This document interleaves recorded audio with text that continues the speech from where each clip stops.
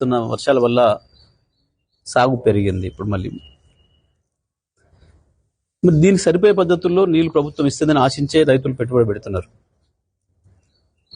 దానిపైన ప్రభుత్వం స్పష్టత ఇవ్వాల్సిన బాధ్యత ఉంది. కానీ దురదృష్టవశాత్తు నిన్న చంద్రబాబు నాయుడు, రేవంత్ రెడ్డి గారి ఇద్దరు అవగాహన ఉపన్యాసాలని విన్నాం. ఎంత స్పష్టమైన అవగాహనతో ఉన్నారో ఇద్దరు కూడా. బనకచెర్ల కట్టి తీరుతామని, బనకచెర్లలో ఏదో వృధా జలాలు, సముద్రం పోయే జలాలు మా మీద చెల్లిపోతున్నాయి, మేము వరదలు భరితంగా నీళ్లు వాడుకోమా అని చెప్పేసి మాట్లాడుతున్నాడు చంద్రబాబు నాయుడు. రేవంత్ రెడ్డి మాత్రం ఆ విషయాన్ని వదిలిపెట్టి మళ్ళీ కాళేశ్వరం లేనే లేదు అని ఏదైతే చెప్పిండో ఇది కేవలం బనకచెర్ల కొరకే. చంద్రబాబు నాయుడు ఉపన్యాసానికి మద్దతుగానే రేవంత్ రెడ్డి గారు మాట్లాడారు తెలంగాణ ముఖ్యమంత్రిగా. రెండు వేరు ఉపన్యాసాలు కావు, ఒకటి పోటీ ఉపన్యాసాలు కావు. చంద్రబాబు మాట్లాడిన దానికి సపోర్ట్గానే రేవంత్ రెడ్డి మాట్లాడిండు.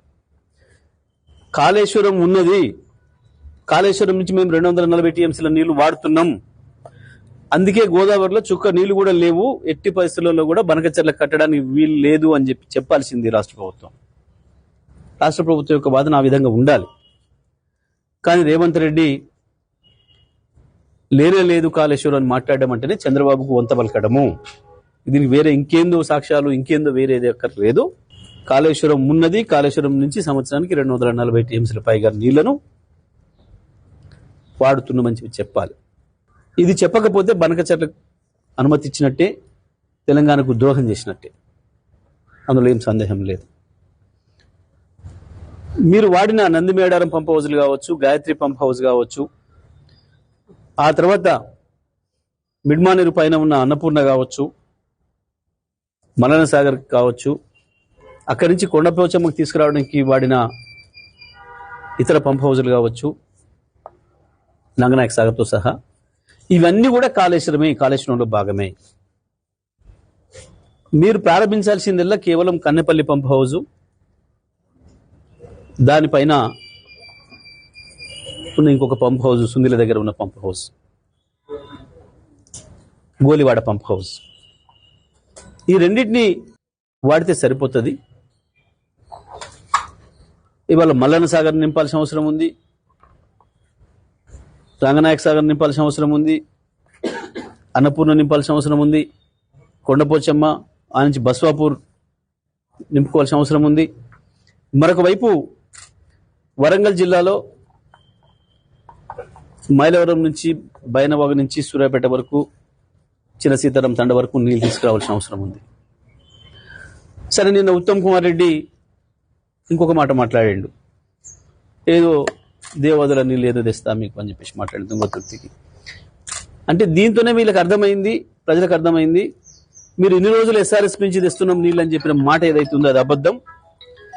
గత 4 సంవత్సరాలు సూర్యాపేట తాలూకా, సూర్యాపేట జిల్లా రైతాంగం కావచ్చు, వరంగల్ జిల్లాలోని మిగతా ప్రాంతాల్లో రైతాంగం కావచ్చు, వాడిని మొత్తం కూడా కాళేశ్వరం నీళ్ళు అనే విషయాన్ని నేను స్పష్టంగా చెప్పిండు ఉత్తమ్ కుమార్ రెడ్డి.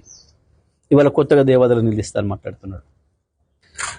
తెలంగాణ రైతాంగం, సూర్యాపేట జిల్లా రైతాంగానికి ఒకటే కావాలి, నువ్వు నీళ్ళు ఇవ్వాలి అంతే. దానికి ఏం పేరు పెడతావో, ఏం చేస్తావో, ఈ సంవత్సరం 1 ఎకరం ఎండిపోకుండా నీళ్ళు ఇవ్వాల్సిన బాధ్యత ప్రభుత్వం పైన ఉంది.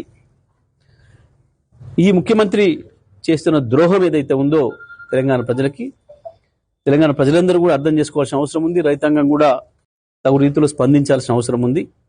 నిన్నటి స్వాతంత్ర దినోత్సవ సందర్భంగా చేసిన ఉపన్యాసాలు చంద్రబాబు నాయుడుకు ఉపయోగపడే పద్ధతుల్లో, చంద్రబాబు నాయుడు ఉపన్యాసం కొనసాగింపులో భాగంగానే రేవంత్ రెడ్డి కూడా మాట్లాడిండు.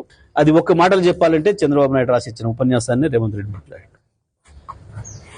కానీ డ్రామా చేసి ఏదో మీడియాలో, డబ్బా ఛానళ్ళల్లో ఏదో ముఖ్యమంత్రులు పోటీపడి మాట్లాడిన కొంతమంది వేసినారు. బహుశా వాళ్ళకి అర్థం కాకనా, అవగాహన లేకనా, లేదా వాళ్ళ స్పాన్సర్డ్ ప్రోగ్రామ్గా వేసినరా.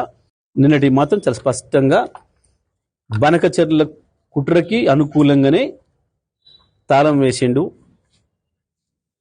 తందనాలు ఆడుతున్నాడు ముఖ్యమంత్రి రేవంత్ రెడ్డి తప్ప ఇంకోటి కాదు. ఎట్టి పరిస్థితులలో బనకచెర్లను వ్యతిరేకించి తీరాలి. గోదావరిలో ఒక చుక్క కూడా నీళ్లు లేవు ఇప్పుడు. ఇవ్వాలా మిగులు జలాల సమస్యనే లేదు. గోదావరి పైన ఇంకొక ట్రిబ్యునల్ వచ్చిన తర్వాత ఆ ట్రిబ్యునల్ ఎన్ని నీళ్లు ఉన్నాయని తేల్చిన తర్వాత మాత్రమే మిగతా ప్రాజెక్టులు, ఆంధ్రప్రదేశ్ ప్రాజెక్టులకు అనుమతి గురించి ఆలోచించాలి తప్ప ఇప్పుడు ఉన్న నీళ్ళ మీద ప్రాజెక్టు కట్టడానికి వీల్లేదు.